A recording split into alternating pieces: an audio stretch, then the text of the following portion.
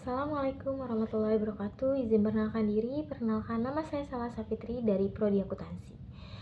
Di sini saya membuat video yang berjudul distribusi C kuadrat untuk memenuhi UAS dari Statistika Bisnis, yaitu dosen pengampunya Ibu Irvia Eriza.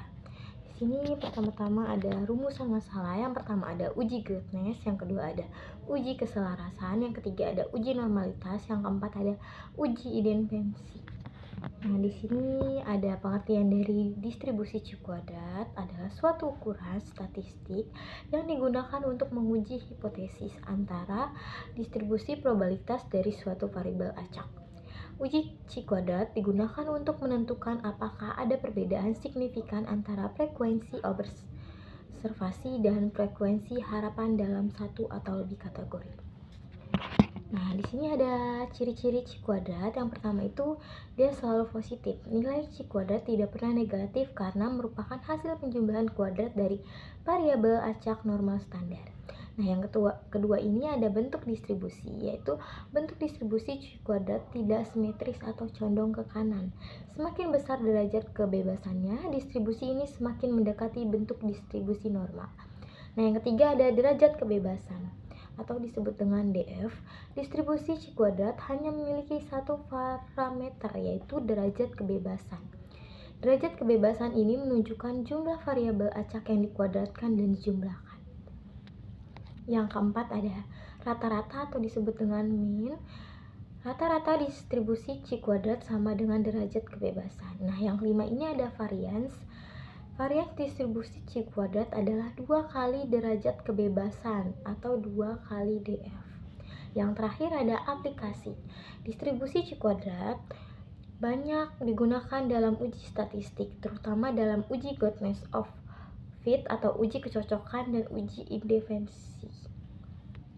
Selanjutnya di sini yang pertama ada uji goodness, yaitu adalah sebuah uji statistik yang digunakan untuk menentukan seberapa baik data sampel yang diamati sesuai dengan distribusi teoritis yang diharapkan. Dengan kata lain, uji ini menguji apakah ada perbedaan signifikan antara data yang diamati dengan data yang diharapkan berdasarkan suatu model atau distribusi tertentu. Nah, di sini ada rumusnya, yaitu X kuadrat sama dengan sigma buka kurung OI dikurang EI tutup kurung kuadrat per EI, di mana X kuadrat adalah nilai C kuadrat, OI adalah nilai observasi pada kategori ke I, EI adalah nilai ekspektasi pada kategori ke I, sigma adalah notasi penjumlahan untuk semua kategori. Nah, contoh penerapannya, uji kuadrat goodness of fit dapat digunakan untuk yang pertama bisa untuk menguji apakah distribusi data sampel mengikuti distribusi normal. Yang kedua, menguji apakah distribusi data sampel mengikuti distribusi binomial atau Bayesian. Nah, yang ketiga ini menguji apakah distribusi pilihan rasa makanan anjing sama untuk setiap rasa. Nah, selanjutnya di sini ada contoh soalnya, yaitu sebuah perusahaan ingin menguji apakah proporsi penjualan produk A, B, dan C sama. Data penjualan selama 1 tahun adalah sebagai berikut. Produk frekuensi observasi. Yang A itu sebanyak 300, yang B sebanyak 250, yang C sebanyak 200. Dengan menggunakan uji C kuadrat, kita dapat menguji apakah proporsi penjualan produk A, B, dan C sama. Jawabannya, pertama-tama kita masukkan rumus, yaitu C kuadrat sama dengan sigma buka kurung OI dikurang EI per kuadrat per EI. X kuadrat sama dengan 300 dikurang 250 per kuadrat per 250 ditambah 250 dikurang 250 kuadrat per 250 ditambah 200 dikurang 250 per kuadrat per 250. Dengan derajat kebebasan 2, nilai kritis X kuadrat adalah 5,99 karena nilai X kuadrat yang dihitung 8 lebih besar dari nilai kritis. Maka kita dapat menolak hipotesis 0 bahwa proporsi penjualan produk A, B, dan C sama. Nah, yang kedua ini ada uji keselarasan. Uji keselarasan adalah suatu metode statistik yang digunakan untuk menguji probabilitas memiliki kesamaan atau tidak. Uji keselarasan digunakan untuk menentukan apakah perbedaan antara distribusi-distribusi tersebut signifikan atau tidak. Nah, tujuan uji keselarasan ini ada dua. Yang pertama ada dua atau lebih sampel berasal dari populasi yang sama. Yang kedua itu distribusi probabilitas dari dua atau lebih variabel acak memiliki kesamaan. Nah, di sini ada contoh soalnya, yaitu sebuah penelitian ingin menguji apakah ada perbedaan dalam preferensi warna antara laki-laki dan perempuan. Data sampel adalah sebagai berikut. Warna merah laki-laki sebanyak 50, perempuan sebanyak 30, warna biru laki-laki sebanyak 30, perempuan sebanyak 40, warna hijau sebanyak 20, perempuan sebanyak 30.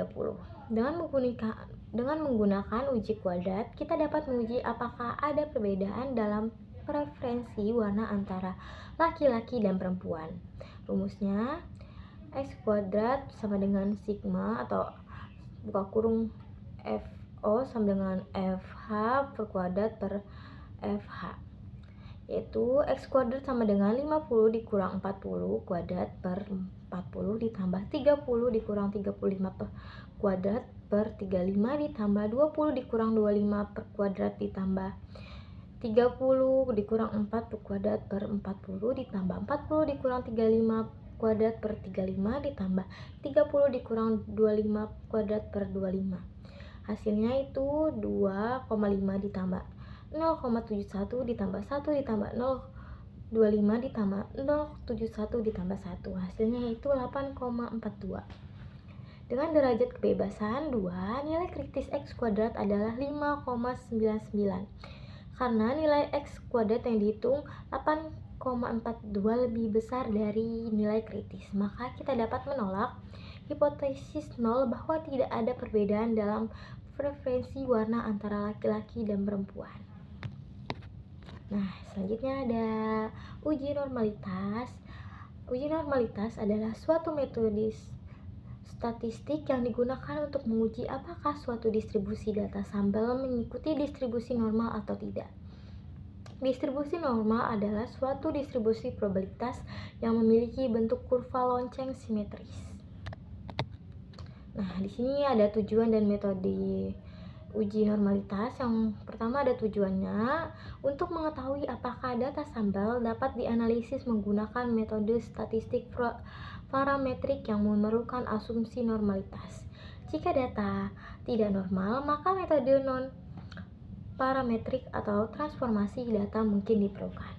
Beberapa metode yang umum digunakan untuk uji normalitas adalah yang pertama, uji Chin kuadrat, yang kedua ada uji Kolmogorov-Smirnov, yang ketiga ada uji Shapiro-Wilk. Nah, selanjutnya di sini ada contoh soalnya. Sebuah penelitian ingin menguji apakah data sampel berikut mengikuti distribusi normal. Dengan menggunakan uji Chin kuadrat, kita dapat menguji apakah data sampel mengikuti distribusi normal. Data sampelnya yaitu datanya 0 sampai 10 frekuensinya 10, 11 sampai 20 frekuensinya 20, 21 sampai 30 frekuensinya 30, 31 sampai 40 frekuensinya 20, 41 sampai 50 frekuensinya 10.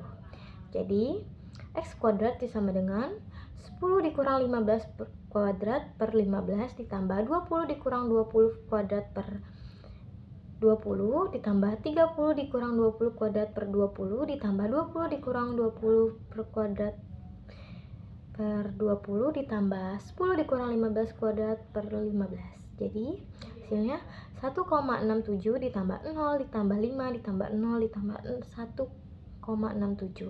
Hasilnya yaitu 8,34. Dengan derajat kebebasan 4, nilai kritis X kuadrat adalah 9,49. Karena nilai X kuadrat yang dihitung 8,34 lebih kecil dari nilai kritis, maka kita tidak dapat menolak hipotesis 0 bahwa data sampel mengikuti distribusi normal. Selanjutnya ada uji independensi, yaitu metode statistik untuk menentukan apakah dua variabel kategorik memiliki hubungan atau tidak. dengan tujuan mengetahui apakah variabel-variabel tersebut independen suatu sama lain. Nah, di sini ada tujuan dan contoh penggunaannya. Yang pertama ada tujuan uji independensi adalah untuk mengetahui apakah dua variabel kategorik independen atau tidak. Yang kedua, ada hubungan atau asosiasi antara dua variabel kategorik. Contoh penggunaan uji independensi yaitu yang pertama ada menguji apakah ada hubungan antara jenis kelamin dan preferensi produk. Yang kedua, menguji apakah ada hubungan antara tingkat pendidikan dan status pekerjaan.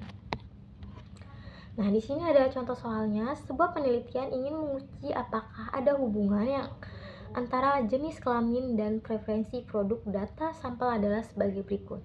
Jenis kelaminnya laki-laki, produk A 50, produk B 30. Perempuan, produk A 40, produk B 50. Dengan mengujikan uji kuadrat, kita dapat menguji apakah ada hubungan antara jenis kelamin dan preferensi produk.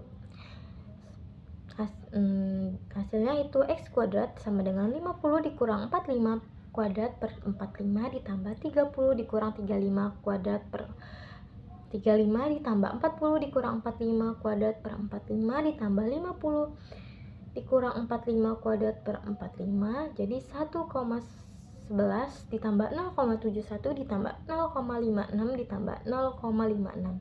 Hasilnya yaitu 2,94. Dengan derajat kebebasan, satu nilai kritis X kuadrat adalah 3. Nah, kesimpulannya yaitu distribusi C kuadrat merupakan metode statistik serbaguna dan powerful untuk menguji hipotesis tentang kesesuaian, keselarasan, normalitas, dan independensi data kategorik, memungkinkan analisis mendalam dan akurat dalam berbagai konteks penelitian, sehingga sangat berguna dalam membuat keputusan yang berbasis data dan meningkatkan pemahaman tentang fenomena yang diamati. Nah, sekian yang bisa saya sampaikan. Kalau ada salah kata saya mohon maaf. Saya akhiri. Wassalamualaikum warahmatullahi wabarakatuh.